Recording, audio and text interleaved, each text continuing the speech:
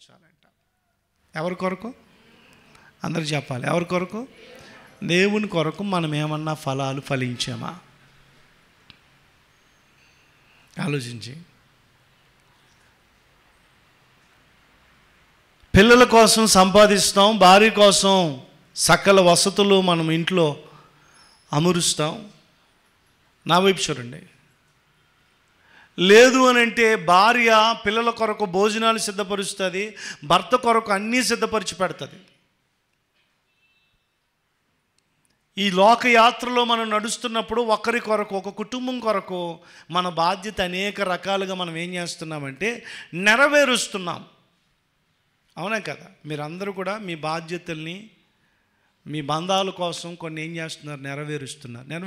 నెరవేర్చట్లేదంటే మీరు పొద్దున్న లేచి 7 గంటలకో 6 గంటలకో 5 గంటలకో లేచి వంట చేసుకుని, ఏమంటే నేను అప్పుడప్పుడు చెల్లెళ్ళని చూసి అదే అనుకుంటాను, కుమారి వాళ్ళని వీళ్ళందరినీ పొద్దున్న లేచి వంట చేసి అర్థమవుతున్నాం క్యారేజ్ కట్టుకుని భర్తతో పాటు పనికి వెళ్ళిపోతారు. మళ్ళీ సాయంత్రం వచ్చాక మళ్ళీ నాకు అనిపిస్తుంది, మీ మామూలుగా ఆలోచన చేస్తే పురుషుడు ఎంత కష్టపడుతున్నాడో స్త్రీ కూడా అంతే కష్టపడుతుంది. అంతకంటే ఓ పిసరు ఎక్కువే కష్టపడుతున్నారు. అమ్మ మీరు కాదమ్మా, మళ్ళీ మీరు అన్నట్టుగా మీ మొక్కలు. వాళ్ళు పనికి వెళ్ళి కూలి పని చేసి మళ్ళీ ఇంటికి వచ్చి వంట పని చేసుకుంటున్నారు. వాళ్ళు మామూలుగా గృహపాలన చేసేవారి కంటే వాళ్ళు ఒక మెట్టు కష్టం ఎక్కువే కదా. మళ్ళీ సాయంత్రం వచ్చి వంట చేసుకుంటున్నారు. మళ్ళీ మార్కెట్కి ఇవన్నీ సేమ్, అందులో ఏమీ తేడా లేదు. అర్థమవుతుందమ్మా? కొంచెం కష్టం ఎక్కువే పడుతున్నారు. ఆలోచన ఎందుకు చేస్తున్నారంటే మీ బాధ్యతను మీరు నెరవేరుస్తున్నారు. పురుషుడు కూడా అంతే కష్టపడి కుటుంబాన్ని పోషించి సంరక్షించి నా పిల్లలకి, నాకు, నా కుటుంబానికి, నా భార్యకి ఏది లోటు రాకూడదని అనేక బాధ్యతలు ఏం చేస్తున్నాడంటే నెరవేరుస్తున్నారు. మంచిదే. సమాజంలో ఒక పేరు సంపాదించుకున్నాం, కొంచెం కూడబెట్టుకుంటున్నాం, అన్నీ బాగున్నాయి. అయితే నేను ఒక ప్రశ్న మీకు, దేవుని కొరకు మనం ఏం చేస్తున్నాం? మీరు అనొచ్చు, ప్రతి వారమో నెలకో ఎంతో కొంత కానికేస్తున్నామండి. కానుక కోసం నేను మాట్లాడట్లే. దేవుని కొరకు నీ ఆత్మీయంగా నువ్వేం చేస్తున్నావు? దేవుడు వాక్యం చెబుతుంది, మీరు గమనించండి. గలతీయులకు రాసిన పత్రిక 6వ అధ్యాయము 20వ వచనం మనం చదివితే, 21వ వచనం మనం చదివితే మీరు గమనించండి, దేవుని సన్నిధిలో మనం నీతి, మీరు గమనించండి అక్కడ రాయబడిన వచనాన్ని మనం చదివితే 22వ వచనం, అయినను ఇప్పుడు దేవుని పాపముల నుండి విమోచింపబడిన వారై ఏమైంది? మీరు గమనించండి, పరిశుద్ధత కలగటమే మీకు ఫలం. ఇప్పుడు మనందరము ఏ విషయంలో ఫలించాలి? నా వైపు చూడండి. ఏ విషయంలో ఫలించాలి? పరిశుద్ధత అనే ఫలము మనం కాయాలి. ఎంతమంది దేవుని కొరకు మేము ఫలిస్తున్నామండి, దేవుడి కొరకు మేము జీవిస్తున్నామండి అని చెప్పగలం మనం? కరోనా టైంలో ఒక పాట ఎక్కువగా నేను పాడుకునేవాడిని. ఇంట్లో ఎక్కువ పాట పాడుకునేవాడిని. ఎందుకు? వాళ్ళు చనిపోయారు అని ఎక్కువ వార్తలో చూసేవాళ్ళు. ఎవరన్నా ఒకళ్ళు చచ్చిపోతే చాలు వాట్సాప్లో పెట్టేసి పలానా వాళ్ళు చచ్చిపోయారని అడవిడి చేసేసేవారు. అప్పుడు జనాలందరికీ కరోనా టైంలో మన బ్రతికి ఇంతేనా అనిపించింది. మళ్ళీ ఇప్పుడు అందరం మర్చిపోయాం మనం కదండి. ఇప్పుడు అన్నీ మర్చిపోయాం, మళ్ళీ మామూలు జీవితంలోకి మనం వచ్చేసాం. అప్పుడు ఎక్కువ నేను ఏ పాట వినేవాడిని అంటే, నా బ్రతుకు దినములు లెక్కింప దేవా, ఈ భూమిని వీడు గడియ నాకు చూపము. ఈ భూమిని విడిచే గడియ మనకు తెలియాలి. ఎలా విడిచిపెట్టాలో మనకేమవ్వాలి తెలియాలి. అవునా కదా? ఏమండి, భూమిని మనం అందరం రాత్రి నాకు మా పాస్టర్ గారికి అదే వాదం అనమాట. నేనంటాను, మనిషి చనిపోయేటప్పుడు కొద్దో గొప్ప దేవుడు ఆ మనిషికి ఈ భూమి మీద జీవితం అయిపోయిందని తెలియజేస్తాడు. మన జీవితాలు గడుస్తున్న కొద్దీ మన బ్రతుకు అయిపోయిందని మనకు అర్థమైపోతుంటుంది అని నేను అన్నా. అట్లా ఎట్లా తెలుస్తుంది అంటే, లోకంలో ఇష్టానుసారంగా బ్రతికేసి ఆ చివరి టైంలో ప్రార్థన చేస్తే పరలోకం వచ్చేస్తుందా అని ఆవిడ. అలా అలా వాదం పెరిగిపోతుందని 11 దాటేసింది, అన్న ఇంక పడుకో, పొద్దున్న మాట్లాడుకుందాం. లేదు నువ్వు చెప్పు అని అంటది. నేను ఇంక చెప్పను అని అన్నా. మొన్న పాస్టర్ గారు చనిపోయారు.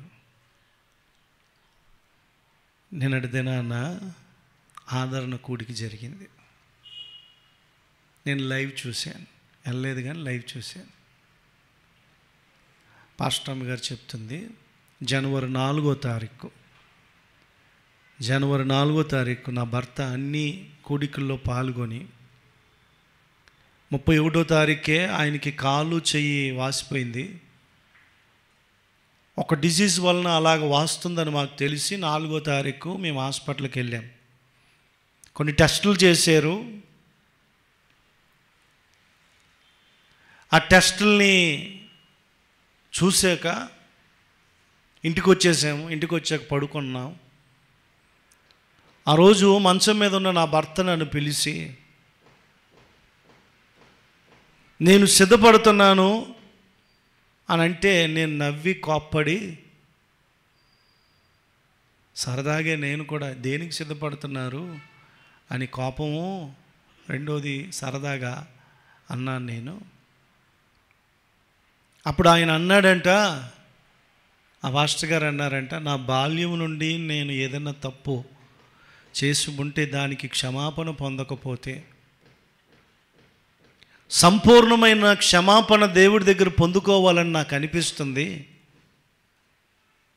పరిచర్యలో ఉండి ఇన్ని సంవత్సరాలు దేవుడి సన్నిధిలో గడిపి తాత ముత్తాతలందరూ సేవకులైనా నేను ఏదో ఒక విషయంలో తప్పిపోయానని నా యవన జీవితంలో కావచ్చు, నా బాల్య దినాల్లో కావచ్చు, నా పెళ్ళయ్యా కావచ్చు, నా సేవా జీవితంలో కావచ్చు, దేవుడి దగ్గర సంపూర్ణమైన క్షమాపణ పొందుకొని నేను సిద్ధపడాలని నేను అనుకుంటున్నాను అని అన్నాడంట ఆయన అలా ఆవిడతో. అప్పుడు అలా ఆయన అన్నాడంట, ఆవిడ అన్నదంట, పాస్టమ్ గారు అన్నదంట, మంచిదే, దేవుడి దగ్గర క్షమాపణ పొందటము మనకి ఎప్పుడు అతిక్రమాలకి క్షమాపణ పొందటం మంచిదే అని చెప్పి ఆవిడని వెళ్ళిపోయిందంట. ఆయన అలా మంచం మీద ఉండి ప్రార్థన చేసుకుని ప్రతి తప్పుని, తన జీవితంలో దేవుడికి విరోధంగా చేసిన ప్రతి దాన్ని ఒప్పుకుంటూ ఉన్నాడంట. 5వ తారీఖు రాత్రి ఆయనకు హార్ట్ అటాక్ వచ్చిందంట. అంబులెన్స్ పిలిచారు, స్ట్రెచ్చర్ మీద మనిషిని ఎక్కించారు, తీసుకెళ్ళారు. చిన్న హాస్పిటల్కి తీసుకెళ్తే పెద్ద హాస్పిటల్కి తీసుకెళ్ళమన్నారు. పెద్ద హాస్పిటల్కి తీసుకెళ్తే యశోదాకి తీసుకెళ్ళారు. ఈయనకి హార్ట్ చాలా ప్రాబ్లం అయింది అని చెప్పి అన్ని పరీక్షలు చేసి, ఇక్కడ కాదు అపోలో హాస్పిటల్లో, బంజారాహిల్స్ అపోలో హాస్పిటల్ ఆపరేషన్ చేయాలి ఈయనకి అని అంటే, ఈయనకి వెంటిలేటర్ మీదే పెట్టి, ఆవేశం వచ్చేస్తుందని వెంటిలేటర్ మీదే పెట్టి, ఈవిడ ఆ రిపోర్ట్లు పట్టుకుని అపోలో హాస్పిటల్కి వెళ్తే ఆపరేషన్కి 40 లక్షలు అవుతుంది అన్నారంట. ఎంత? ఉన్నట్టుండి 40 లక్షలు ఎక్కడి నుంచి వస్తాయి అనుకుని ఆవిడ ఆ డబ్బుల్ని పోగేయడానికి వాళ్ళ దగ్గర అప్పులు వీళ్ళ దగ్గర అప్పులు చేస్తూ ఉందంట. హాస్పిటల్లో పెద్ద కొడుకు దగ్గర తల్లి ఉందంట. రోజు వెళ్ళి వస్తుంది పాస్టమ్ గారు డబ్బులు సమకూర్చడానికి, ఇంటికి వచ్చేస్తుంది రోజు. ఒకరోజు పొద్దున్న 10వ తారీఖు పొద్దున్న ఫోన్ వచ్చిందంట, కార్డియాటిక్ అరెస్ట్ అయిపోయింది, మేము ఎంత ప్రయత్నం చేసినా స్పందించట్లేదు, మీరు త్వరగా రండి, మీ అత్తయ్య గారు పెద్ద ఆవిడ కాబట్టి ఆవిడకి ఈ విషయం మేము చెప్పలేమని అంటే పాస్టమ్ గారు అక్కడికి వెళ్ళింది. ఈవిడ చూస్తుండగానే పాస్టర్ గారు కన్ను మూశారు. ఆ సాక్ష్యం అంతా విన్నాక నాకు అనిపించింది, మరణదినం అనేది ఎవరి వశములో లేదు, కానీ దేవుడు అనేక విషయాలు చూస్తూ ఉన్నప్పుడు మనకు అనేక విషయాలు నేర్పిస్తూ ఉంటాడు. నేను నిజం చెప్తున్నా, పోతున్న వారందరినీ చూస్తున్నప్పుడు మనము వాళ్ళందరూ నీకు సాక్ష్యాన్ని విడిచిపెట్టి వెళ్తున్నారు. మనం పాట పాడుకుంటాం కదా, ఏమని? పోతున్న వారిని నీవు, బతికి ఉన్న నీకు వారు పాఠమే కాదా? ఏమండి, మనం ఎప్పుడు చచ్చిపోతామంటే మనకు తెలియదు అనుకుంటాం. కానీ మన వయసు మీద పడుతున్న కొద్దీ, పరిస్థితులు చూస్తున్న కొద్దీ దేవుడు మనకిచ్చిన ఆయుష్ తరిగిపోతుందని గుర్తించలేని అంధత్వంలో మనుషులు బ్రతుకుతున్నారండి. కానీ వాక్యం వెలుగులో మనం జీవిస్తే మన జీవితం భూమి మీద ఎప్పుడు మనం ముగిస్తామో ఒక గురి మనకు ఉంటుంది. నేను నిజం చెప్తున్నా. అయితే ఈ బ్రతికి ఉన్నంత కాలము నువ్వు దేవుడి కొరకు ఏమన్నా చేసావా? దేవుడి కొరకు ఏమైనా ఫలించావా? దేవుని కొరకు ఏదైనా ఫలాలు కాసావా? నేను ఆ పాట పాడుకునేవాడిని ఎక్కువ. ఏ పాట? నా బ్రతుకు దినములు లెక్కించు నేర్పు దేవా, ఈ భూమి వీడు గడియ నాకు చూపము, ఇంకొంతకాలము ఆయుస్సు పెంచుము, నా బ్రతుకు మార్చుకొందును సమయము నిమ్ము. ఆ పాట మీరు ఇంటికి వెళ్ళలేకపోయానండి. అందులో మొదటి చరణంలో ఉంటుంది, ఎన్నో సంవత్సరములు నన్ను దాటిపోవు సున్నవి, నా స్వార్థము, ఎవరికైనా తెలుసా? నా స్వార్థము నా ఆశలు వెంబడించుచుంటిని. ఇంతకాలం మనం బ్రతికింది ఎందుకోసమోనంటే, సంవత్సరాలు గడిచే కొద్దీ మన ఆశలు తీరాలని, సంపాదించాలని, కూడబెట్టాలని. ఏమండి, బ్రతికేసాం కదా, అవునా కదా? ఎన్నో సంవత్సరములు, మళ్ళీ ఒకసారి, ఎన్నో సంవత్సరములు దాటిపోవచ్చున్నవి, నా స్వార్థము నా ఆశలను నేను వెంబడించుచుంటిని, ఫలాలు లేక వృక్షము వలె ఎదిగిపోతిని. ఏం లేక? ఏమి లేక? మనుషులందరికీ మనం కనిపిస్తున్నాం, నిజానికి పచ్చగా కనపడుతున్నాం, ఎదిగినట్టుగా కనపడుతున్నాం, కానీ ఫలాలు లేని వృక్షములాగా ఎదిగిపోయామేమో. ఆ కింద లైన్లో ఉంటుంది ఆ పాట, నేను చాలాసార్లు విన్నాను. ఏనాడు కూలిపోవునో ఎరగకుంటేనే. ఏ రోజు కూలిపోతాం? ఏ రోజు పడిపోతాం? నీ జీవితంలో, నా జీవితంలో శాశ్వతమును చూసుకుంటే ఏంటి? విశేషముగా నా జీవితాన్ని, రెండో చరణంలో ఉంటుంది, విశేషముగా నా జీవితాన్ని మార్చయ్యా, నా శాశ్వత జీవితాన్ని. ఏ జీవితాన్ని? అయిపోయింది, నా జీవితం అయిపోయింది, ఇంకేదన్నా మిగిలితే దాన్ని విశేషముగా మార్చు. దేవుడి కొరకు మనం ఏమన్నా చేశామా? నేను సంపాదించడం తప్పు అంటలేదండి. ఒకప్పుడు మనం ఫలించాం, మన ఫలాలు ఎలాంటివో పైన రాస్తున్నాడు చూడండి. పైన రాస్తున్నాడు చూడండి, 20వ వచనం చదివితే, 6వ అధ్యాయం రోమీలకు రాసిన పత్రిక 6వ అధ్యాయం 20వ వచనం చదివితే అక్కడ రాయబడిన మాట, మీరు పాపమునకు దాసులమై ఉన్నప్పుడు నీతి విషయమై నిర్బంధము లేని వారై ఉంటిరి. అప్పటి క్రియల వలన మీకు ఏమి ఫలము కలిగెనో వాటిని గూర్చి మీరు ఇప్పుడు సిగ్గుపడుచున్నారు కారా? వాటి అంతము మరణమే. ఒకప్పుడు దేవుని నమ్మకం ముందు మీ క్రియలు ఎలాగున్నాయి? మీ ఫలాలు ఎలాగున్నాయి? వేటి కోసం బ్రతికారు? వేటి కోసం జీవించారు? వేటి గురించి ఈ లోకంలో మీరు తపన పడ్డారు? ఇప్పుడు ఒకవేళ వాటి కోసం ఆలోచన చేస్తే మనం అందరం సిగ్గుపడతాం, అవునా కదా? కొంచెం మన సాక్ష్యం ఏమండి కొంచెం దాసి కొన్ని చెప్పం మనం. కొంతమంది నేను గమనిస్తాను, వారి జీవితాల్లో జరిగిన సంఘటనలన్నీ కొన్ని దాసి, అప్పుడండి ఒక బీరు బాటిల్ తాగేవాడినండి, 4 సీసాలు తాగేవాడినండి, చాలా ఇలాంటివి చెప్తారు. అంటే ఒకవేళ గొప్ప వస్తుందేమో అన్నట్టుగా ఉంటుంది. ఆడోళ్ళు ఏడిపించిన సంగతి ఏమండి అవి చెప్పరు. పెళ్ళి కాకముందు ఇంకొక అబ్బాయితో తిరిగిన సంగతులు అవి దాచేస్తుంటారు. నేను ఎలా చెప్తే ఏమవుతుంది? నా భర్త నన్ను అసహ్యించుకుంటాడేమో, నా భార్య నన్ను విడిచిపెడుతుందేమో, భయం, సిగ్గు, అలాంటి క్రియలు చెప్పడానికి కూడా మనం ఆలోచన చేస్తున్నాం మనుషులు.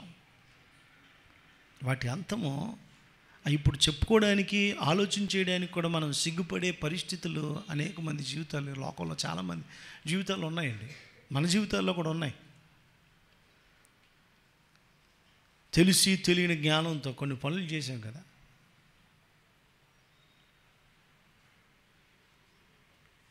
వాటి అంతము మరణమే.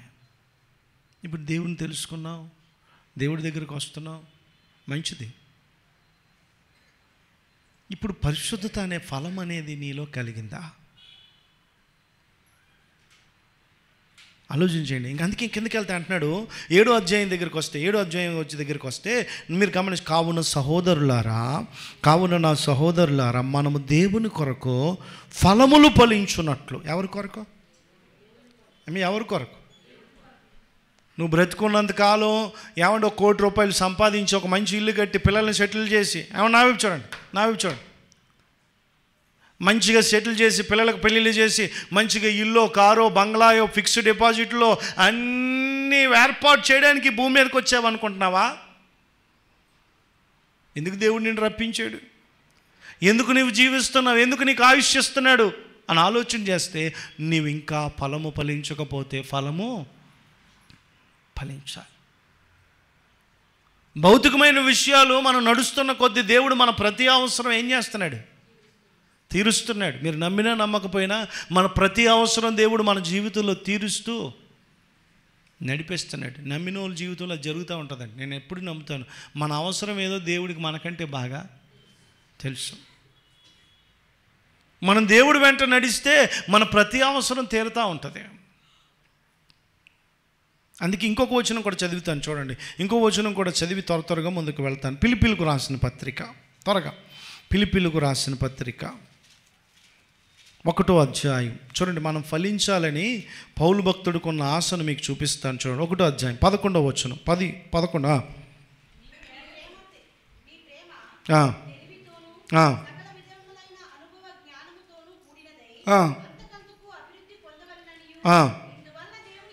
ఇందువలన దేవునికి మహిమయు స్తోత్రము కలుగునట్లుగా మీరు యేసుక్రీస్తు వలనైన నీతి ఫలములతో నిండుకున్నవారై. ఏ ఫలాలు చెప్పాలి? ఏ ఫలాలు?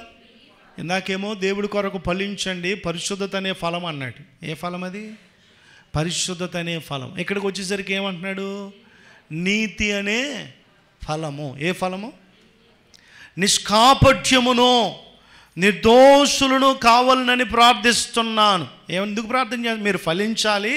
ఆ ఫలంలో మీరు ఎలా తయారవ్వాలంటే నిష్కాపట్యులను, ఎలాగా? కపటము లేనివారుగాను, ఏ దోషము లేనివారుగాను మీరు ఫలించాలి. ఏంటండి? ఎలా ఫలించాలంట? ఏ దోషము? అందరు చెప్పాలి. ఏ దోషము? మీకు ఒక మాట చెప్తాను, నా తలపైకి ఎత్తాను. నేను నిన్న ఒక చిన్న కథ చదివాను, అది మీకు చెప్తాను. క్రైస్తవులే కథ అంటే మళ్ళీ ఏవో కథలు అనుకుంటారు. ఒక ఆయన 90 సంవత్సరాలు వయసు వచ్చేదాకా పెళ్లి చేసుకోలేదంట. ఎంతవరకు? అందరు చెప్పాలి. ఎంత వయసు? 90 సంవత్సరాల వయసు వచ్చేదాకా పెళ్లి చేసుకోలేదంట. ఇంకా ఆయన మంచం మీద పడ్డాడు. చనిపోయే టైం వచ్చేసింది. డాక్టర్లు చెప్పేశారు ఎవరు లేరు ఆయనకి, భార్య లేదు, పిల్లలు లేరు. అయితే ఈయనకి స్నేహితులు ఉన్నారు. స్నేహితులు అందరూ వచ్చారంట. అందులో ఒక ఆయన అడిగాడు, ఒరే బాబు, నువ్వు ఒక్కడివే ఒంటరిగా చనిపోతున్నావు, నువ్వు పెళ్లి చేసుకుని ఉంటే మాకులాగా పెళ్లి చేసుకుంటే భార్య, పిల్లలు, మనవళ్ళు, మనవరాలు ఎంతమంది ఉందరో నీకు, అసలు నువ్వు ఎందుకు పెళ్లి చేసుకోలేదు అని అడిగాడంట. ఎవరు? స్నేహితుడు. ఆ మంచం మీద ఉన్న 90 సంవత్సరాల వయసోడు అన్నాడంట, అసలు నేను పెళ్లి చేసుకోవడానికి ఇష్టం లేక కాదు, నాకు పెళ్ళి ఇష్టమే, కానీ నాకు పరిపూర్ణమైన స్త్రీ నాకు దొరకలేదు అన్నాడంట. ఏమవలేదు? ఈ 90 సంవత్సరాల వయసులో నేను పరిపూర్ణమైన స్త్రీని వెతికాను. ఎవరిని వెతికాడు? లోపము లేని స్త్రీని వెతికాను, ఆత్మీయంగా గుణాల్లో అన్నిటిలో వెతికాను నేను. అప్పుడు ఆడు ఉండబట్టలేక స్నేహితుడు అడుగుతున్నాడంట, అలాంటిది ఒక్కటి కూడా దొరకలేదా నీకు అని అడిగితే, అప్పుడు ఆయన అన్నాడంట, చచ్చిపోయే మనిషి దొరికింది. ఏమైంది? దొరికింది, ఒక అమ్మాయి దొరికింది, నాకు చేసుకుందాం అనుకున్నాను, మరి ఎందుకు చేసుకోలేదని అడిగాడంటే ఉండబట్టలే. అప్పుడు ఆడన్నాడంట, ఆవిడేమో పరిపూర్ణమైన పురుషుణ్ణి వెతుకుతుంది. ఆవిడెవరిని వెతుకుతుంది? పరిపూర్ణమైన పురుషుని వెతుకుతుంది. అప్పుడు వీడికి అర్థమైందంటే ఏంటో తెలుసా, అయితే నువ్వు పరిపూర్ణమైన వాడు కాదా? నేను పరిపూర్ణమైన వాడిని కాదు, నా భార్య అయినా పరిపూర్ణమైనదిగా ఉండాలని అనుకున్నాను. తీరా ఆవిడకి కూడా ఏదో ఒక రోజు పరిపూర్ణమైన పురుషుడు దొరుకుతాడా అంటే, ఆ కింద వాక్యం రాసి ఏమన్నారంటే, ఈ భూమి మీద మనుషులు ఎవరు పరిపూర్ణులు కాదు. ఈ భూమి మీద మానవుడు అనబడిన వాడికి ఏదో ఒక లోపం, ఎక్కడో ఒక లోపం ఉంటుంది. అయితే క్రీస్తు స్వారూప్యంలోకి వచ్చాక మన లోపాలని ఒకటొకటి ఏం చేస్తుండాలో తెలుసా? వాక్యం వెలుగులో వింటున్న మనము సరిచేసుకుంటూ, ఏమండి, ఎవరి మీదైనా నీకు కపటం ఉంది, ఎవరి మీదైనా కుళ్ళు ఉంది, ఎవరి మీద అసూయ ఉంది, ఎవరి మీదైనా ద్వేషం ఉంది, వాటన్నిటిని ఏం చేయాలి? ఏమండి, ఇద్దరు మనుషులు ఇష్టంగా ఉంటే చూసి వారు లేని కళ్ళు మనకి, ఒకడు సంపాదిస్తే వారు లేని కళ్ళు మనకి. అర్థమవుతుంది అన్న మాటలు? నేను నిన్నే చెప్పా రాత్రి, ఒక మంచిగా జడకో క్లిప్ పెట్టుకుంటే చాలు వచ్చేది వీళ్ళకి. ఎవరికి? తెగ తిప్పేసుకుంటుందండి. ఏమి పెట్టుకుందని? క్లిప్ నువ్వు చూసావు వదినా, క్లిప్ కనపడాలని జడ ముందుకేస్తుంది. ఇప్పుడు నీ ఎత్త వేసుకొని నీకెందుకు? ఎత్త వేసుకొనివ్వండి, కనిపించాలి చూపించాలి అనుకుంటే అనుకోనివ్వండి, మనకేం నష్టం? మనం పెద్దది లోపం అనుకుంటాం, కానీ చిన్న చిన్న వాటిని మనం విడిచిపెట్టేస్తున్నామని అనిపిస్తుంది నాకు. దేవుడి కొరకు మీరు గమనించండి, చూడండి, ఎఫెసీయులతో చెప్పాడు, ఫిలిప్పీలతో చెప్పాడు ఏంటో తెలుసా? మీరు నీతి ఫలాలు ఫలించాలి. రోమీలతో ఏం చెప్పాడు? పరిశుద్ధమైన ఫలాలు ఫలించాలి. ఏ ఫలాలు? ఎఫెసీయులు ఫిలిప్పీలతో చెప్తున్నాడు, మీరు నీతి ఫలాలు ఏం చేయాలి? చూడండి, తర్వాత పుస్తకం ఫిలిప్పీల తర్వాత కొలస్సీ ఉంది కదా, కొలస్సీలో నుంచి కూడా ఒక వచనం చూపిస్తాను. 1:10 వచనం చదవమా. అందుచేత ఈ సంగతిని వినిన నాటి నుండి మిమ్మును మీ నిమిత్తము ప్రార్థన చేయటం మానక, మీరు సంపూర్ణ జ్ఞానమును ఆత్మ సంబంధమైన వివేకము గలవారును ఆయన చిత్తమును పూర్ణముగా గ్రహించిన వారమై, చూడండి, గ్రహించు వారునై ప్రతి సత్కార్యములో సఫలోలు అంటే ఏంటి చెప్పాలి? ఏంటి? మంచి ఫలాలు కలిగిన వారు. ప్రతి విషయంలో మీకు మంచి ఫలాలు ఉండాలి. అంటే చెడ్డ ఫలాలు ఉంటాయా? చెప్పాలి, మిమ్మల్ని నోరు తెరిచి చెప్పండి. ఉంటాయా? ఉంటాయి. నేను ఒక మాట మీతో చెప్పనా, మంచి కాయల కంటే మనం చెడ్డకాయలు ఎక్కువ కాస్తాం. ఏ కాయలు? చెడ్డ ఫలాలే మనం ఎక్కువ ఫలిస్తూ ఉన్నాం. మంచి ఫలాల కంటే మనలో ఉన్న పాత స్వభావము పోక మన శరీరేచ్ఛల నుండి మనకు కలిగే ఫలాలు ఎక్కువేమో అనుకుంటున్నాను నేను. దేవుని కొరకు నువ్వు నేను ఏమన్నా ఫలించామా? ఈ గడిచిన మీ జీవితాలు ఎన్ని సంవత్సరాలు పూర్తి అయిపోయినాయి? ఒక్కొక్కరికి ఎంత అయినాయి అంటే, ఇప్పుడు ఒక్కొక్కరు చెప్తారు 30 అయినాయండి, 35 అయినాయండి, 38 అయినాయండి, 33 అయినాయండి, 40 అయినాయి, 50 అయినాయి. చెప్పరండి మీ వయసు ఎంత అయిందో, దేవుని నమ్ముకుని ఎన్ని సంవత్సరాలు అయిందో, ఆత్మీయంగా ఏమన్నా ఫలించారా? దేవుని కొరకు. ఎవరి కొరకు చెప్పాలి? ఎవరి కొరకు? దేవుడి దగ్గర నా యజమానుడు వస్తే నా దగ్గర ఈ ఫలం ఉంది, నా యజమానుడు వస్తే నేను ఆయన కొరకు ఈ ఫలాన్ని కాశాను అని ధైర్యంగా మనం చెప్పగలమా? బాప్తిస్మం ఇచ్చి యోహాను దగ్గరికి అనేక మంది తండోపాలుగా జనాలు వచ్చి బాప్తిస్మం తీసుకుంటా ఉంటే ఆయన చెప్తున్న మాట ఏంటో తెలుసా? 3వ అధ్యాయం మీరు చదివితే, మత్తయి సువార్త 3వ అధ్యాయం చదివితే, ఇదిగో మారు మనస్సుకు తగిన ఫలము 7వ వచనంలో అనుకుంటా. దేనికి? మారు మనసుకు తగిన ఫలము ఫలించండి. అంటే చాలామందికి మారు మనసు ఉంది కానీ దానికి తగిన కాయలు కాయట్లా.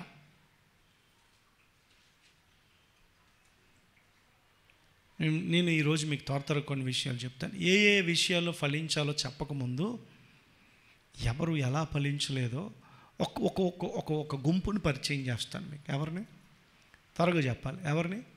ఒక గుంపుని పరిచయం చేసి నేను ముగిస్తాను ఈరోజు. నా వైపు చూడండి, అందరూ నా వైపు చూడండి. దేవుని సన్నిధిలో దేవుడు వాక్యాన్ని వెంటనే దేవుడు బిడ్డలారా అందరు నా వైపు చూడండి. మీకు అర్థమయ్యేలా చెప్తాను కొన్ని విషయాలు. ఇశ్రాయేలీని దేవుడు ద్రాక్ష చెట్టుతో పోల్చాడు. దేంతో? అందరు చెప్పాలి. దేంతో? ద్రాక్ష చెట్టుతో పోల్చాడు. ఆ ద్రాక్ష చెట్టు మీరు గమనించండి, ఫలించాలని ఎదురు చూస్తున్నాడంట. ఏం చేయాలి? ఒక మంచి మాట ఉంది చూడండి, మీకు చూపిస్తాను. యెషయా గ్రంథం 5వ అధ్యాయం. అందరూ ఒకసారి తీద్దాం. 5వ అధ్యాయం 2వ వచనం. నేను చదువుతాను, మీరు చూడండి. నేను చదువుతానమ్మా, మీరు చదవమన్నప్పుడు చదవండి. యెషయా గ్రంథం 5వ అధ్యాయం 2వ వచనం. ఆయన దానిని బాగుగా త్రవ్వి రాళ్లను ఏరి అందులో శ్రేష్టమైన ద్రాక్ష తీగలను నాటించాను. దాని మధ్య బురుజు ఒకటి వేయించి ద్రాక్ష తొట్టి తొలిపించాను. అండర్లైన్ చేసుకోవాల్సిన మాట, ద్రాక్ష పండ్లు ఫలింపవలనని ఎదురు చూచుచూ ఉండెను. ఏం చేస్తున్నాడు చెప్పాలి? ఏం చేస్తున్నాడు? ద్రాక్ష చెట్టు అందరం కప్పెడతాం, కానీ మనం దేనికోసం కప్పెట్టాము? దేనికోసం దానికి నీళ్ళు పోస్తున్నాం? దేనికోసం దాన్ని మన దొడ్లో ఒక స్థలాన్ని కేటాయించామంటే అది కాయలు కాయాలి. ఏం కాయాలి? అది ఫలించాలి అని దేవుడు, మీరు గమనించండి, ఎదురు చూస్తున్నాడంట. ఏమండి పౌలు భక్తుడు ఏమన్నాడు? దేవుని కొరకు మీరు ఫలించండి. మీరు గమనించండి, పిలిపిలు రాసిన పత్రికలతో ఏమన్నాడు? మీ నీతి ఫలాలు కాయాలి. ఏ ఫలాలు? మీ కొలసీలతో ఏమన్నాడు? మీరు సఫలులు అవ్వాలి, మంచి ఫలాలు ఫలించే వారిగా ఉండాలి. ఇప్పుడు దేవుని మనసు మనం గమనిస్తే, దేవుడు మనసు కూడా ఏమనుందో తెలుసా? మనము ఫలించాలని ఏం చేస్తున్నాడంట? ఎదురు చూస్తున్నాడంట. నేను మీ అందరికీ ఒక ప్రశ్న, నా వైపు చూడండి తలపైకి. దేవుడి కొరకు మనం ఏమైనా ఫలించామా?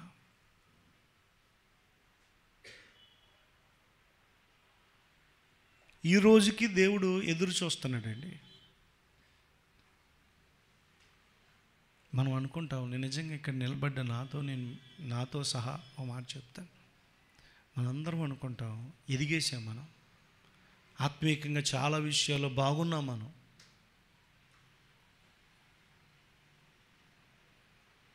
ధైర్యంగా నిలబడి చనిపోతే, ఈరోజు చనిపోతే పరలోకం వెళ్తామని చెప్పే ధైర్యం లేదండి మనకి.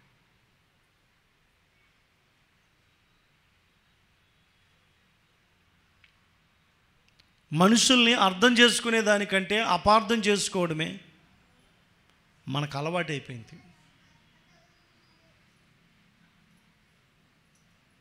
దేవుడు కోరిన రీతిగా మనం జీవిస్తున్నామంటే ఏమండి, దేవుడు మాట మనం వినం. ఈరోజు అక్కడ అదే చెప్పాను. పోయిన వారం చీకటిని వెలుగుగా మార్చుకున్నాడని చెప్పాను కదా, దేవుడు మారుస్తాడని చెప్పాను కదా. ఈరోజు అక్కడ చెప్పిన వాక్యం ఏంటంటే, మన శాపాన్ని దేవుడు దీవెనగా మారుస్తాడు. ఏంటి? మన శాపాన్ని బిలాము 3 సార్లు శపించాడంట. ద్వితోపదేశ కాండంలో ఉంటుంది. ఆ శాపాన్ని దేవుడు దీవెనగా మార్చాను నేను అంటాడు. 3 సార్లు వెళ్ళాడు. ఏంటండి? ఎన్నిసార్లు? ఫస్ట్ సారి వెళ్ళాడు, దీవించి వచ్చాడు. రెండోసారి వెళ్తుంటే దేవదూత అడ్డుపడ్డాడు. అయినా మనోడు శపిద్దామని వెళ్ళాడు. అర్థమవుతుంది అన్న చెప్పిన మాటలో. సంఖ్యాకాండం 22, 23, 24 అధ్యాయాలు తీసే అవసరం లేదు. 3 సార్లు ప్రయత్నం చేసి విఫలమయ్యాడు. ఎవరు? బిలాము. ఏం చేయలేకపోయాడు. బాలాకు చాలా కోపం వచ్చింది. ఎంత బంగారం ఇచ్చాను, ఎంత డబ్బు ఇచ్చాను, నువ్వు చేసింది ఏంటి నాకు అంటాడు. నువ్వు నాకేం చేసావు? నిన్ను శపించమని తీసుకొస్తే నువ్వు నన్ను దీవించావు. అప్పుడు బిలాము అంటాడు, ఇదిగో నేను నిజానికి శపిద్దామనే వెళ్ళా, కానీ దేవుడు నా నోట ఆశీర్వాదాన్ని పెడితే నన్ను పలకమన్నది ఆశీర్వాదం అయితే నేనేం చేస్తాను, అందుకే నేను దీవించాను అంటాడు. 25వ అధ్యాయం మొదటి వచనం దగ్గరికి వస్తే మీరు కావాలి, 24వ అధ్యాయం చివరి వచనం దగ్గరికి వస్తేనేమో బిలాము దారి బిలాము వెళ్ళిపోయాడు, బాలాకు దారి బాలాకు వచ్చేసాడు. సంఖ్యాకాండం 24వ అధ్యాయం దగ్గర చదివితే. కానీ 25వ అధ్యాయం దగ్గరికి వస్తే మాత్రం మీరు గమనించండి, ఇశ్రాయేలీలంట మోయాబు రాండ్లతో వ్యభిచారము చేసి బయలు అర్పించడానికి వారు వెళితే వారితో పాటు వీరు వెళ్ళి వాళ్ళు బలి అర్పించిన వాటిని ఏం చేశారంట, భోజనం చేసి వారి దేవతలకు నమస్కరించాడంట. ఎవరు? శాపం బయలుదేరిందండి. నేను ఒక మాట చెప్తాను, దేవుడు మనల్ని మీరు గమనించండి, శాపం వైపు నడాలని దేవుడు ఎప్పుడూ అనుకోడండి, ఆశీర్వదించాలి. దేవుడి నిమిత్తం దేవుడి బిడ్డలు ఎప్పుడు ఆశీర్వాద కారకులుగా ఉండాలి. ఎవరి నిమిత్తం? మనకు మనమే ఏం చేస్తున్నామంటే దేవుడిచ్చిన ఆశీర్వాదాన్ని శాపంగా. కారణం ఏంటో తెలుసా? దేవుడి మాట వినట్లా. ఏం చేయట్లా? అందరు చెప్పాలి, ఏం చేయట్లా? దేవుడు మాట వినట్లా. ఇశ్రాయేలీలు ఫలిస్తారని ఎదురు చూస్తూ ఉంటే ఏ ఫలాలు కాసిందంటే అది అక్కడ రాసిన మాట చూడండి ఏం కాసింది? కానీ అది కారు ద్రాక్షలు ఏం కాసింది? అందరు చెప్పాలి, ఏం కాసింది అంటే కాయకూడని కాయలు కాసింది. ఫలాలు ఫలించింది, కానీ ఆ ఫలాల వలన దేవునికి ఏమి ప్రయోజనము? దేవుడు ఎదురు చూసిన కాపు వేరు, ఇది కాసిన కాపు. మన జీవితంలో నిజంగా చెప్తున్నా, సంవత్సరాలు గడుస్తున్న కొద్దీ మన జీవితం కూడా అలాగే ఉందండి. ఎలాగుంది చెప్పాలి, ఎలాగుంది? దేవుడు కాస్తామనుకున్న కాపు కాయట్లేదు, దేవుడు వద్దన్న కాపు మనం ఏం చేస్తున్నామంటే కాస్తున్నాం. చూడండి, మీకు ఇంకా కావాలంటే ఇంకొక వచనం కూడా చూపిస్తాను. చూడండి, ఎజ్కేలు గ్రంథం తీయండి అందరూ ఒక్కసారి. ఎజ్కేలు గ్రంథం 19వ అధ్యాయం అందరూ ఒకసారి తీద్దాం. ఎజ్కేలు గ్రంథం 19వ అధ్యాయం 10వ వచనం చదువుదామా? 10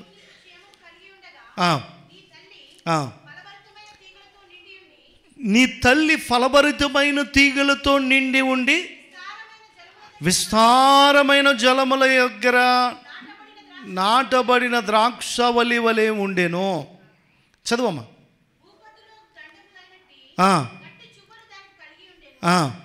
అది మేఘములంత పెరిగాను,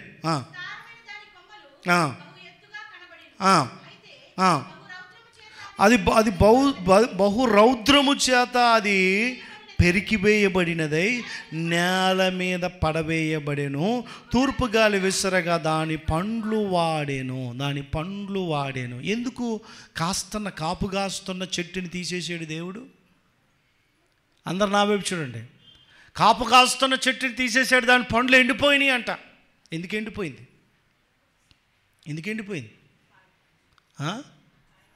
పనికిరాని ఫలాలు కాస్తుందండి. సంవత్సరాలు గడుస్తున్న కొద్దీ మీరు గమనించండి, మన స్వార్థముతో మనం బ్రతుకుతున్నాం, మన ఆశలతో మనం బ్రతుకుతున్నాం, లోకాశల్లో మనం జీవిస్తున్నాం. మీరు అవునన్నా కాదన్నా ఆలోచించండి. దేనికోసం బ్రతుకుతున్నారు? మనం దేనికోసం బ్రతుకుతున్నాం? సావు రావట్లేదు కాబట్టి బతుకుతున్నాం అంటారు కొంతమంది. అయ్య బాబాయ్, మరణమా? అది నాకు దూరంగా ఉండాలి.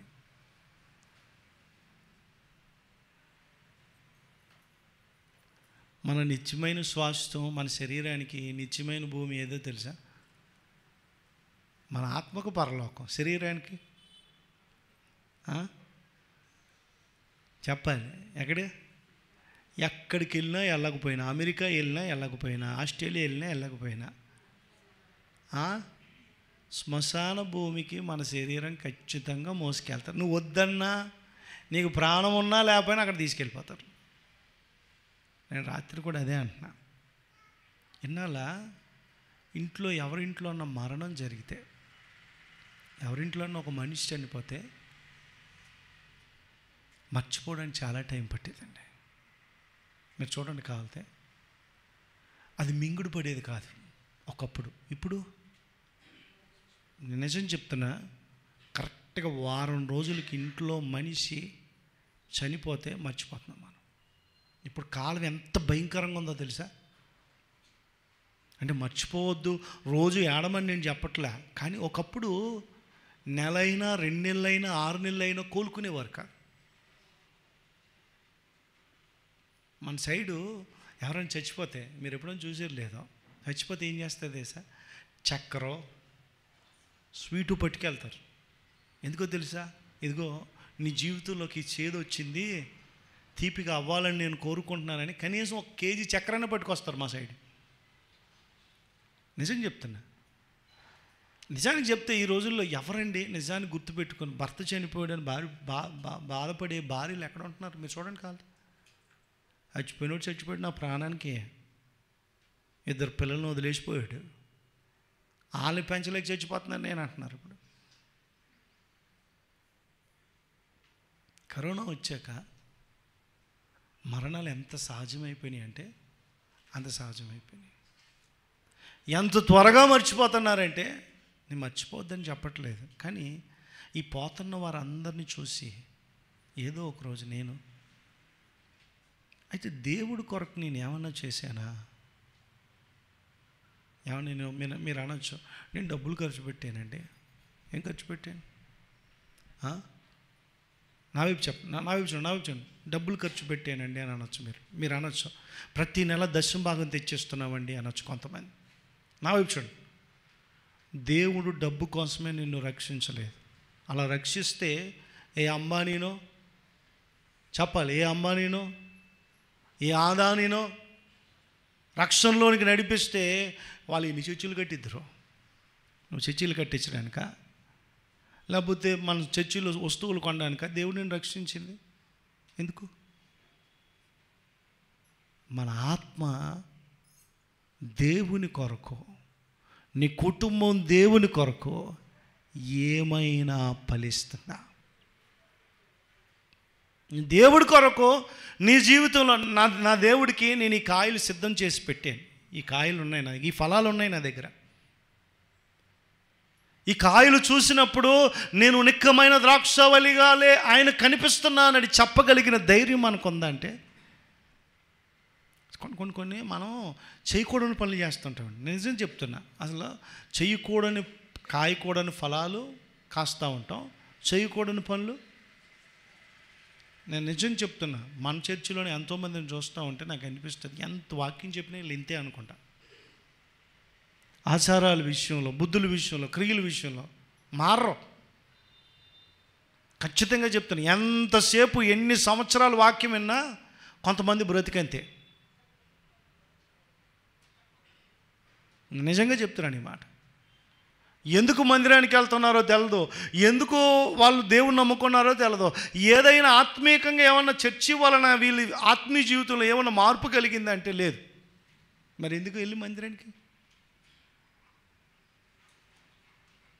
పేరుకు మాత్రం క్రైస్తవులండి.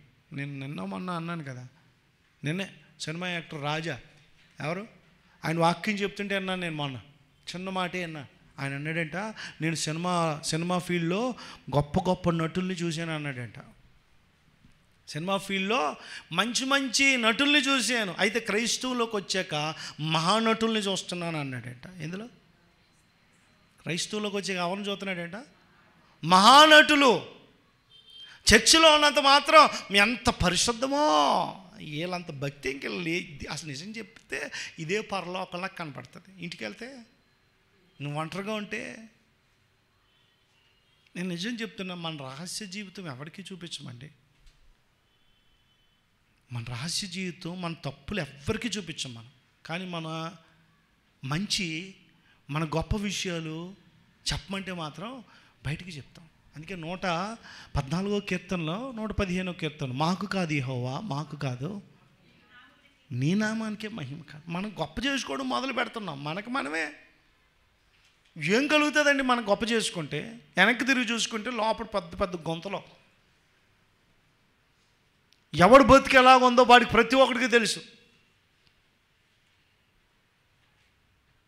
నేను పొద్దున్న లేచిన అంటున్నాను, ప్రభా ఇక్కడ నుండి అయినా నేను చేయగలిగినంత ప్రార్థన చేయలేకపోతున్నా, ఇక్కడ నుంచి అయినా నేను చేసే కృప నాకు, నేను ఎంత వాక్యం ధ్యానించాలో అంత వాక్యం ధ్యానించే కృప నాకు, మంచం మీద ఉండే ప్రార్థన చేసుకోండి, నాకు దయచేయి ప్రభా. చేయలేకపోతున్నా, నా నిర్లక్ష్యం ఏంటి, నా నిర్లక్ష్యం, నా అవిధేయత ప్రభా, ఎక్కడి నుంచి అయినా నేను అలా ఉండకుండా సహాయం చేయి. నీ కొరకు నేను ఫలించేవాడిగా ఉండాను. ఎందుకంటే ఈ వాక్యం చెప్తున్నప్పుడు నేను నిజం చెప్తున్నా, పొద్దున్నే ప్రార్థన చేసుకుని మేమందరం నీ కొరకు ఏం చేయాలి? మన మీద మనము సఫలులు అని అంటాడు. అక్కడన్న వచనం చదివితే మనము అనే దగ్గర మనం అంటారు, కానీ కిందకి వస్తే పుట్టినోట్లో మీరు అని ఉంటుంది. మీరు చదువుకోడు కాదు, ఇప్పుడు టైం లేదు అమ్మ, వద్దు అవసరం లేదు, మీరు తర్వాత చదువు, కొలస్సీ పత్రికలో ఉంటుంది అమ్మ. దేవుని సన్నిధిలో మనం ఏం విత్తుతున్నాం, ఏం కోస్తున్నాం అనేది చాలా. ఇశ్రాయేలీలు నా వైపు చూడండి, దేవుని కొరకు ఏ ఫలాలు ఫలించారా? కారు ద్రాక్షలు కాసిందంట. చూడండి, ఇదే ఎజ్కేల్ గ్రంథం చదివితే 17 6వ వచనంలో అనుకుంటా, 17 6వ వచనం చూడండి.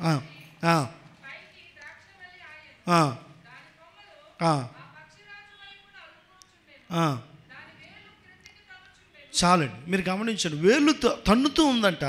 అయితే మీరు గమనించండి, వేర్లు తన్నినా కూడా దీన్ని కూడా ఏం చేశాడంటే దేవుడు నాటబడింది ఎండిపోయేలాగా చేసాడంట. మీరు గమనించండి, ఎందుకు అని అంటే నేను ఒకే ఒక మాట చెప్తాను, నా వైపు చూడండి. మనం చేయాల్సిన పనులు కొన్ని చేయట్లేదు, చేయకూడని పనులు కొన్ని మనం చేస్తున్నాం. నా వైపు చూడండి, మీకు ఒక మాట చెప్తాను. మనము ఈ చదువుకున్న 19వ అధ్యాయంలో 2 ఉపమానాలు చెప్తాడు ఇశ్రాయేల్ కోసం. 2 ఉపమానాలు చెప్తాడు. ఎజ్కేల్ గ్రంథం 19వ అధ్యాయంలో ఇశ్రాయేల్ కొరకు 2 ఉపమానాలు చెప్పాడు. ఎవరు? ఎజ్కేల్. నా వైపు చూడండి. మొదటిది కొదమ సింహాల్ని తయారు చేసిందంట ఒక తల్లి. చూడండి, చదివితే 19వ అధ్యాయం 1వ వచనం చదివితే చూడండి, ఇశ్రాయేలీలను నీవు అధిపతులను గూర్చి ప్రలాపవాక్యం ఎత్తి ఇట్లు ప్రకటించుము. నీ తల్లి ఎటువంటిది? ఆడసింహము వంటిది. ఆడసింహముల మధ్య పడుకొని కొదమ సింహముల మధ్య తన పిల్లలను పెంచెను. ఎవరి తల్లి? ఇశ్రాయేలీలనే తల్లి. నా వైపు చూడండి, ఎవరు? అందులో 2 పిల్లలు వచ్చినాయంట. నా వైపు చూడండి. మొదటిది చూడండి, అక్కడ రాస్తాడు, వాటిల్లో ఒకదానిని, 3వ వచనం, వాటిల్లో ఒకదానిని పెంచగా అది పెద్దదై కొదమ సింహమై వేటాడుట నేర్చుకొని, ఎవరిదన్నది ఇది? మనుషులు తినడం నేర్చుకుందంట. ఇప్పుడు సింహం గొప్పదే, కానీ ఎవరిని వేటాడాలి? చెప్పాలి. అడవిలో ఉన్నంతసేపు దానికి క్షేమం. మనుషుల మధ్యలోకి వస్తే ఏం చేస్తారు మనుషులు? అమ్మ వెళ్ళిపోమ్మా, నా బుజ్జి కదా వెళ్ళిపోమ్మా అంటాం మనం. ఇవాళ చెప్పాను నేను, ఏమంటే మనుషులు ఎవరైనా పావును పెంచుకుంటారా? విషం ఉన్న పావును ఎవరైనా పెంచుకుంటారా? కొండ సెలవుని పెంచుకోవచ్చు. ఈ వైరం ఇప్పుడుది కాదు మనకి. ఇప్పుడుది ఆదాము ఆశీర్వాదాన్ని శాపంగా మార్చుకున్నాడని చెప్పాను అనమాట. అక్కడ ఎవరు? ఆదాము ఆశీర్వాదాన్ని శాపంగా మార్చుకున్నాడు. తన భార్యని శాపంగా మార్చాడు, భూమిని శాపంగా మార్చాడు. ఈ పాము కూడా శపించబడ్డది. అది నువ్వు దానిని మడుము మీద, అది వారు నిన్ను తల మీద కొడతారని ఉంది కదా. పాము కనపడిన వెంటనే మనిషికి ఏమవుతుంది? భయము. రెండోది చంపాలనే ఉద్దేశం వచ్చేది. ఇది ఎప్పటి నుంచి వచ్చింది? ఇది అప్పుడు స్టార్ట్ అయింది అన్నమాట. నిజమండి. ఈ సింహం అడవిలో ఉన్నంతకాలం బాగానే ఉందను, కానీ ఇది ఏం చేస్తుందో తెలుసా? చెయ్యకూడని పని, మనుషుల్ని వేటాడుతుందంట. ఏమైంది? అప్పుడు అందరూ కలిసి ఏం చేశారో తెలుసా? జనులందరూ, అన్యజనులు ఆ సంగతి విని తమ గోతిలో దాన్ని చిక్కించుకొని దాని ముక్కుకు గాలము తగిలించి ఐగుప్తు దేశమునకు దానిని వెళ్ళిపోయింది. ఒకటి వెళ్ళిపోయింది. ఇప్పుడు అనుకుంటున్న తల్లి మళ్ళీ ఇప్పుడు నేను ఏం చేస్తాను, నా ఆశ భంగం అయిపోయింది అనుకుని తన పిల్లల్లో మరి ఒక దానిని చేపట్టి దాన్ని పెంచి మళ్ళీ ఇది కూడా ఏం చేసిందంట చూడండి, సింహములతో కూడా తిరగబడి వేటాడుట నేర్చుకొని మనుషులను, ఇది కూడా అలాగే జరిగింది. ఇది కూడా అంటే చేయకూడని పనులు ఇశ్రాయేలు వారు చేశారు. ఫలింపకూడని ఫలాలను ఏం చేసిందో తెలుసా? ఫలించింది. దేవుడు బిడ్డలారా, వాక్యమేనా? దేవుడు బిడ్డలారా, సంవత్సరాలు ఆయుష్ గడుస్తున్న కొద్దీ నీవు దేవుడి కొరకు చేయాల్సిన పనులను పక్కన పెట్టి నీ కొరకు నువ్వు పనులు చేసుకుంటున్నావేమో ఆలోచించేయండి. ఒకరోజు వస్తుంది మనం దేవుడికి లెక్క అప్పచెప్పాలి. నీవు ఫలించడం వలన నా తండ్రి మహిమపరచబడతాడు అంటాడు. అంటే మనం ఫలిస్తే దేవుడికి ఏమొస్తుందండి? ఘనత కలుగుతుంది. మీరు గమనించండి, దేవుడు వాక్యాన్ని వింటున్నా మీకు త్వరగా కొన్ని విషయాలు చెప్పి నేను ముగిస్తాను. ఇశ్రాయేలీలు ఫలించలేదు కాబట్టి దేవుడు వారిని పెకలించాడు అని మనం వింటున్నాం. అయితే మనం ఫలించాలి. మీరు గమనించండి, దేవుని వాక్యాన్ని వింటున్న మనము దేవుని సన్నిధిలో మనం గుర్తుపెట్టుకోవాలి, మనం మంచి ఫలాలు ఫలించే వారముగా ఉండాలి. ద్వితోపదేశకాండంలో ఒక్క మాట నేను చదివిస్తాను చూడండి. 32వ వచనం, 32వ వచనం.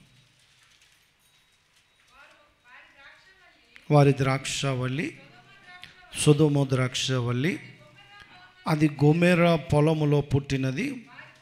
వారి పండ్లు చూడండి, వారి ద్రాక్ష పండ్లు పిచ్చి ద్రాక్ష పండ్లు, వాటి గెలలు చేదైనవి. వారి ద్రాక్షారసము క్రూర సర్పముల విషము, నాగుపాముల క్రూర విషము. మీరు గమనించండి, దేవుడు వాక్యం చెప్తున్నాడు. నా వైపు చూడండి, అందరూ కూడా నా వైపు చూడండి అమ్మా. కొన్నిసార్లు మనం కాసే ఫలాలు చూసి దేవుడు ఏమనుకుంటున్నాడో తెలుసా? ఇదిగో నా వైపు చూడండి, అందరూ తల్ల పైకి ఎత్తండి అమ్మా, తల్ల పైకి ఎత్తండి. నా వైపు చూడమన్నా కూడా మీరు చూడట్లా.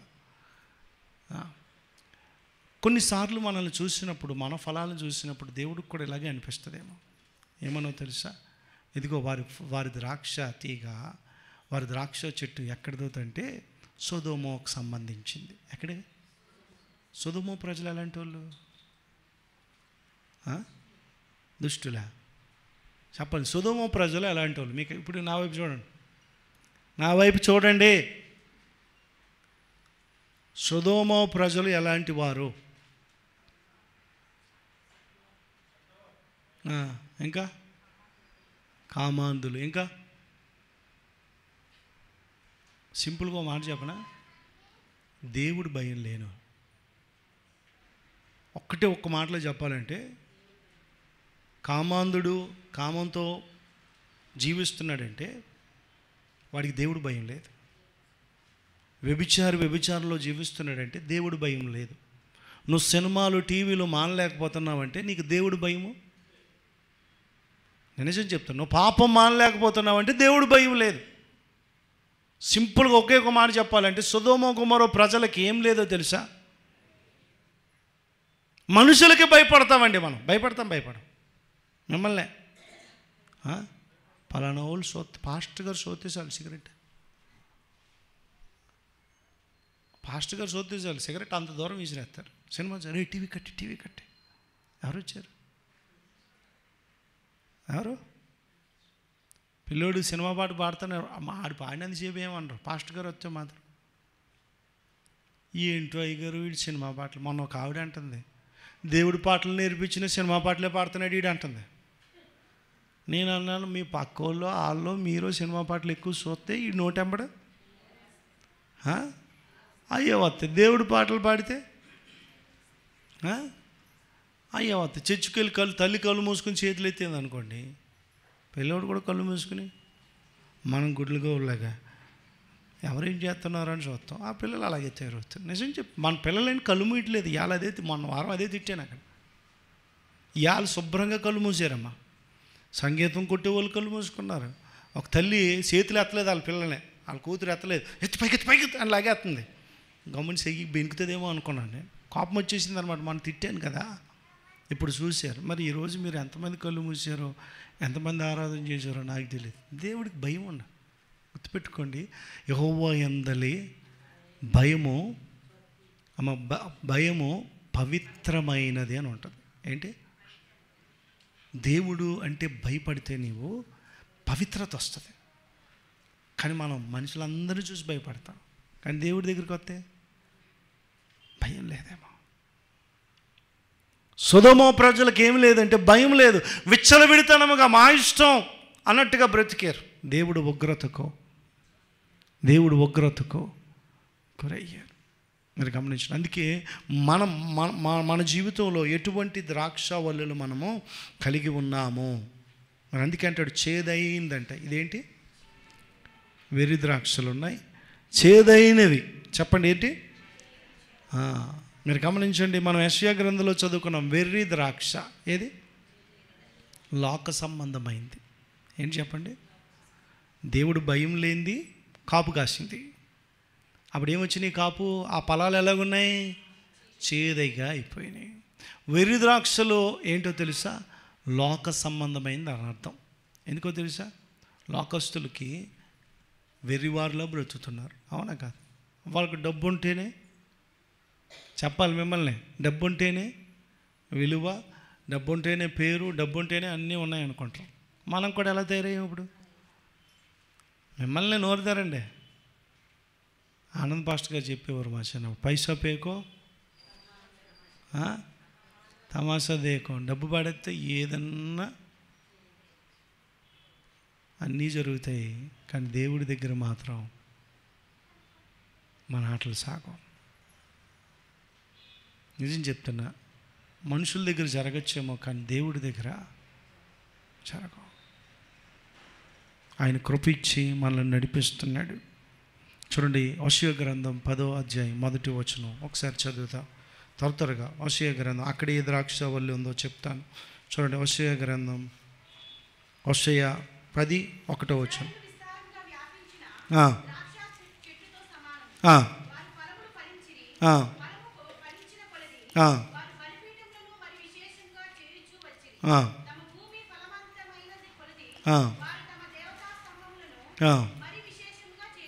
చాలు. ఇక్కడ మీరు గమనించండి. ఇది దేనికి గుర్తు అంటే స్వార్థానికి గుర్తు. దేనికి గుర్తు చెప్పాలి? దేనికి గుర్తు? నేను ఒక మాట చెప్తాను. నా వైపు పాస్టర్లకు కూడా ఇప్పించింది ఇప్పుడు. ఏంటి? నా వైపు చూడండి. అందరూ పాస్టర్లకు కూడా ఇప్పించి వచ్చేసింది. ఎక్కడో పల్లెటూరులో ఉన్న ఆ సంఘం పేరు ఎవరిది అవ్వాలి? మన పేరే ఉండాలి. అసలు ఈ చర్చి ఇక్కడ పెట్టినప్పుడు ఓ పాస్టర్ గారు ఉండేవారు. అసలు దీనికి ఏం పేరు ఉండేదో తెలుసా మీకు ఎవరికన్నా? పాస్టర్ గారిని అడగండి. పాస్టర్ గారు మీకు గుర్తుందా? ఏం గుర్తుంది? ఆసీనుడు. చెప్పాలి ఏది? ఆసీనుడు ప్రేయర్ హాల్ అని పెట్టారు దీనికి ఫస్ట్. నాకు బాగా గుర్తు. ఏంటిది?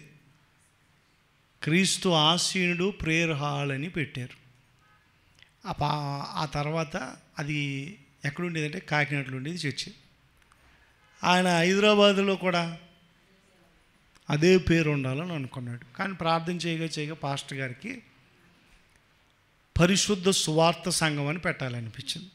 పరిశుద్ధ సువార్త సంఘం. దీన్ని ఇంగ్లీష్లో హోలీ, పరిశుద్ధత అంటే హోలీ, గాస్పల్ అంటే సువార్త, సంఘము అంటే చర్చి, హోలీ గాస్పల్ చర్చి. దీని గురించి నేనేమి ప్రార్థన చేయలేదు. ఖచ్చితంగా చెప్తాను, ఈ పేరు పెట్టాలని నేను అనుకోలే. పెద్ద పాస్టర్ గారే ఈ పేరు పెట్టారు. పెద్ద పాస్టర్ గారే ఈ పేరు రిజిస్ట్రేషన్ చేయించారు. చాలామంది సేవకులకి ఏమని ఉంటారు. ఆ తర్వాత ఆ పాస్టర్ గారు మెల్లిమెల్లిగా రావడం మానేశాడు. మెల్లిమెల్లిగా మన పాస్టర్ గారి మీద కోపం పెంచుకున్నాడు. ఎందుకో తెలుసా? చర్చి పేరు నేను ఒక మాట అంటాను, చర్చి పేరు వలన ఏమన్నా ప్రయోజనమా? ఎవరికన్నా ప్రయోజనమా? పరలోకంలో హోలీ గాస్పెల్ చర్చి ఉంటుందా? ఉండదా? చర్చి పేరు ఉండదు. సంఘస్థులమైన మనము సార్వత్రిక సంఘంలో ఉండాలి. అది కావాలి మనకి. ఏమంటే ఓసన్ ఉంటుందా? టీపీఎం ఉంటుందా? చెప్పాలి. హెబ్రోన్ ఉంటుందా? ఈ తోటలో పనివాళ్ళండి, వీళ్ళందరూ పనివాళ్ళు. పేర్లు పెట్టుకుంటే ఏం గొప్ప. నేను ఎప్పుడు అదే చెప్తాను, ఏ సంఘమైనా పర్లేదు. ఒక ఆయన అన్నాడు ఫోన్ చేసి మెదక్ నుంచి, మీ సంఘం పేరే పెట్టుకుంటాం, మీ సంఘం పేరే పెట్టుకుంటాం అన్నాను. పేరుదేముందండి? పేరుదేముంది? మాకు చేతనైతే మేము సహాయం చేస్తాం. పేరులో ఏమి? మనుషులు నిజం చెప్తాను, పాస్టర్లకు కూడా ఉందంటే నేను నిజంగా ఉందనే చెప్తాను. ఎక్కడైనా నా పేరు, నా సంఘం పేరే ఉండాలి, మినిస్ట్రీ పేరు ఉండాలి. మినిస్ట్రీ ఏంటి?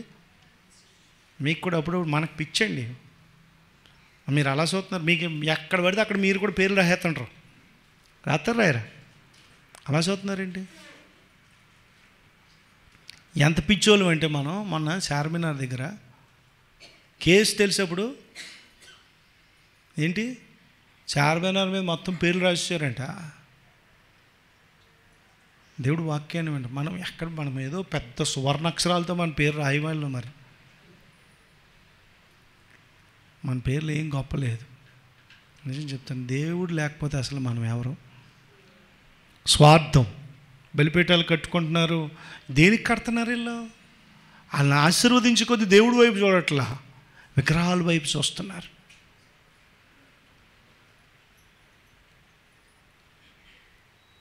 నేను అంటాను, సద్భక్తితో బ్రతకను ఉద్దేశించిన వాడికి ఏం కలుగుతుంది తెలుసా? హింస కలుగుతుంది. నీకు హింస కలుగుతున్నప్పుడు నిన్ను చూసి అన్యుడు అన్నాడు అనుకోండి, నీ దేవుడు ఏమాయను అంటారా? అంటారా? మనం ఈరోజు చదువుకున్నాం కదమ్మా, అక్కడ చదివాం 114వ కీర్తనలో, వారి దేవుడు ఏమాయనని ఆ జనులు. మరి దేవుడు ఏమైపోయి నీకు కలిగిన శ్రమను చూసో ఇబ్బందిని చూసో ఏమండి జనాలు అనుకుంటున్నారు మర్చిపోయారని అనుకోవచ్చు. దేవుడు బిడ్డలారా గుర్తుపెట్టుకోండి, స్వార్థం అనే ఫలాలు మనం ఏం చేయకూడదంటే ఫలించకూడదు. ఇంకొక మాట, మొదటిది ఏం చెప్పాను? చేదైనవి, లోకానుసారమైంది. మూడోది స్వార్థానుసారమైంది. నాలుగోది శరీర సంబంధమైనవి. చూడండి గలతీలకు రాసిన పత్రిక, త్వరగా ఈ మాట చెప్పేసి ప్రార్థన చేస్తాను నేను. గలతీలకు రాసిన పత్రిక 5:19 చదవండి.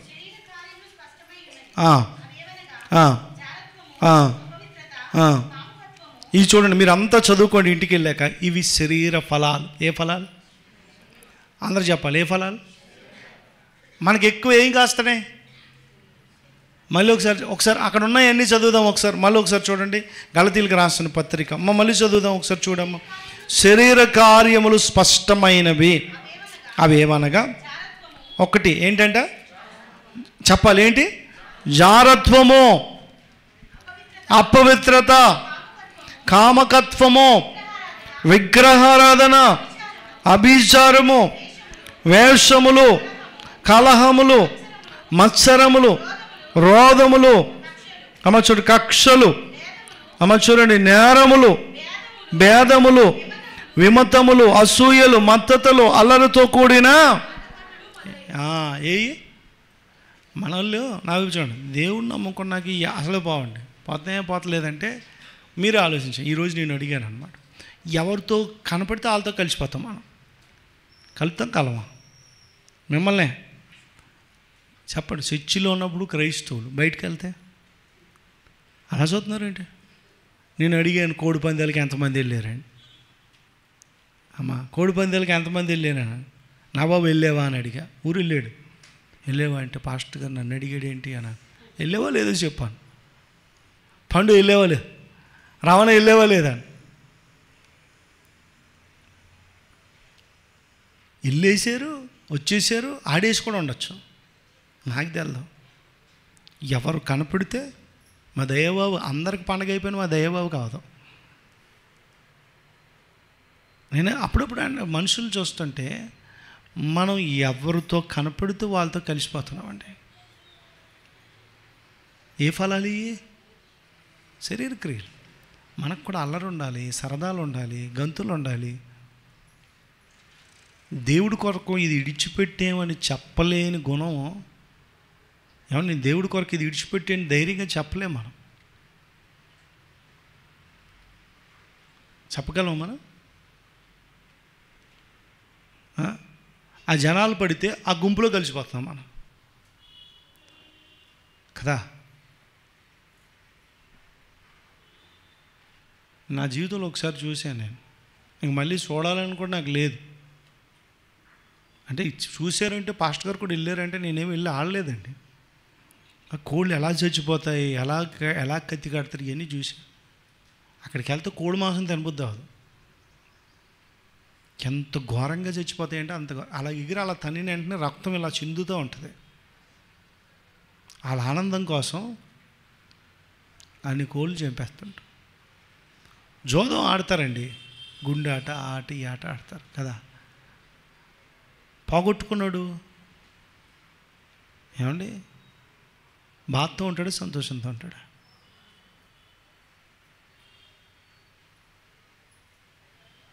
బైబిల్లో ఉంది, జోదము దగ్గరికి కూడా మనం వెళ్ళకూడదంట. ఏది మానుతున్నామంటే ఏది మనం దేవుడి కొరకు ఏం కాయలు ఫలాలు కాసామంటే ఏమి లేవు. వెనక్కి తిరిగి చూసుకుంటే నా జీవితంలో ఏం లేవు. మనుషులు కొన్నాయి మనకు ఉండాలని అనుకుంటున్నాం, మనుషులు చేసే మనం చేస్తున్నాం. మన చూపు మారలే, నోరు మారలే, ఆలోచనలు మారలే, క్రియలు మారలే. శరీర ఫలాలు ఇశ్రాయేలే కాశారు. మొదటిది ఏం చెప్పాను చెప్పాలి? మొదటిది ఏం చెప్పాను? చేదైనవి. రెండోది లోకానుసారమైనవి. మూడోది స్వార్థమైనవి. నాలుగోది శరీరానుసారమైనది. ఐదోది చెప్పేసి ముగించేస్తాను, నిరుపయోగమైనవి. ఏంటి? ఎవరికి చెప్పాలి? ఎవరికి పనికొస్తే పనికిరా. మేము ఏజెన్సీ వెళ్ళాం, పెద్ద మామిడి చెట్టు ఉంది, కనీసం ఆ చెట్టుని చూస్తే కనీసం ఒక 50-100 సంవత్సరాల కిందట దానిలాగా ఉంది. దాని కాయ ఇంతే ఉంది కాయ. దాన్ని తిందామని పొట్టు తీస్తే టంక తగిలేస్తుంది. పొట్టు తీస్తే అంటే దాని గుంజేమి అవి ఎవరికన్నా పనికొస్తాయంటే నాకు అనిపించింది కనీసం కోతులకన్నా పనికొస్తాయి. ఏమో కోతులన్నా తింటే తినచ్చు. కానీ క్రైస్తవులుగా మనం కొన్ని కాయలు కాస్తున్నాం. చూడండి, చివరికి వచ్చిన ఒక్కటే చూపిస్తాను. మత్తయి శుభవార్త 7వ అధ్యాయం, అందరూ తెద్దాం. మత్తయి శుభవార్త 7వ అధ్యాయము 16వ వచనం. 7:16 చదవం. వారి ఫలముల వలన మీరు వారిని తెలుసుకొందురు. చూడండి, ముళ్ళ పొదలలో ద్రాక్ష పండ్లైనను, పల్లేరు చెట్టున అంజూరపు పండ్లనైనను కోయుదురా. అలాగనే చూడండి, అలాగునే ప్రతి మంచి చెట్టు మంచి ఫలములను ఫలించును. పనికి మాలిన చెట్టు కాని ఫలాలు అంటే ఎవ్వరికి ఉపయోగపడని కాయలు. నీ ఆత్మీయతలో నువ్వు ఏ ఫలాలు కాస్తున్నావో నాకు తెలియదు. ఇంతకాలం జీవించాక ఎవరికి పనికిరాని కాయలు కాస్తే ఏమండి, మన చెట్టుకి కాసిన అన్ని కాయలు, చెట్లకు కాసి అన్ని కాయలు తినేస్తామా? అలా చూస్తున్నారండి, తినేస్తామండి. మా చిన్నప్పుడు గన్నేరు చెట్టు ఉండేది. ఏ చెట్టు? గన్నేరు పప్పు అనేవారు. ఏ పప్పు? అది కూడా పప్పే, జీడిపప్పు లాగా. అమ్మ కాయ చూస్తే ఎంత అందంగా ఉంటుందో తెలుసా? వాల్నట్ తెలుసా మీకు? వాల్నట్ తెలుసా? వాల్నట్ లాగా ఉంటుంది, కానీ అది ఎండిపోయి ఉంటుంది, ఇది పచ్చగా ఉంటుంది. అంతే చూస్తేనమ్మా చక్కగా తినేలేనిపిస్తుంది. కానీ తిన్నాం అనుకోండి, ఆలోచించేయండి. దేవుని సన్నిధిలో ఎందుకు పనికిరాని కాయలు కాస్తే దేవుడు చూసి నమ్మకమైన మంచి దాసుడా అని అనడం. నేను చివరికి ఒక మాట చెప్పి ముగిస్తాను. పరిశుద్ధమైన కాపు కాయాలి మనం. ఏ కాపు? పరిశుద్ధమైన కాపు, దేవుడికి పనికొచ్చే కాపు. దేవునికి పనికి వచ్చే ఫలాలను మనం ఏం చేయాలంటే ఫలించాలి. జీవితాంతం వరకు ఫలించాలి. ఎప్పటి వరకు?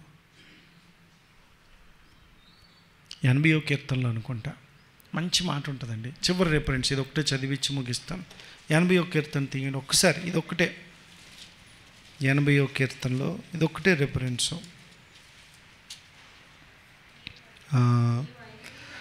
8వ వచనం, నీవు ఐగుప్తులో నుండి ఒక ద్రాక్షవల్లివి, అన్యజనులను వెళ్ళగొట్టి దానికి తగిన స్థలమును దాని వేరు లోతుగా పారి దేశమంతటా కొండలను కప్పెను. దాని తీగలు దేవదారు వృక్షములను ఆవరించెను. దాని తీగలు సముద్రం వరకు వ్యాపించెను. యూఫ్రటీసు నది వరకు రెమ్మలు వ్యాపించెను. త్రోవను నడుచువారు దాన్ని తెంచివేయునట్లుగా దాని చుట్టూ ఉన్న కంచెలను నీవేళ అడవి పంది దానిని పెక్కిలించుచున్నది. పొలము పశువులు దానిని సైన్యములకు అధిపతియగు దేవా. చూడండి, ఆకాశము నుండి మరలా చూడము, నీ ద్రాక్షావల్లిని నీ కుడి చేయి నాటిన మొక్కను. ఎవరు నాటాడు మిమ్మల్ని? చెప్పాలి. ఎవరు నాటారు మిమ్మల్ని? ఎవరు ఏర్పాటు చేసుకున్నారు మిమ్మల్ని? మనుషుల దృష్టిలో మనం పనికిరాని వాళ్ళం. దేవుడు మనల్ని కోరుకున్నాడు. దేవుడికి మనం పనికొచ్చాం. నిక్కమైన ద్రాక్షావళిలా చూస్తున్నాడండి మనం. ఎవరిని అయితే మనం పనికిరాని ఫలాలు మనము ఫలిస్తున్నామేమో.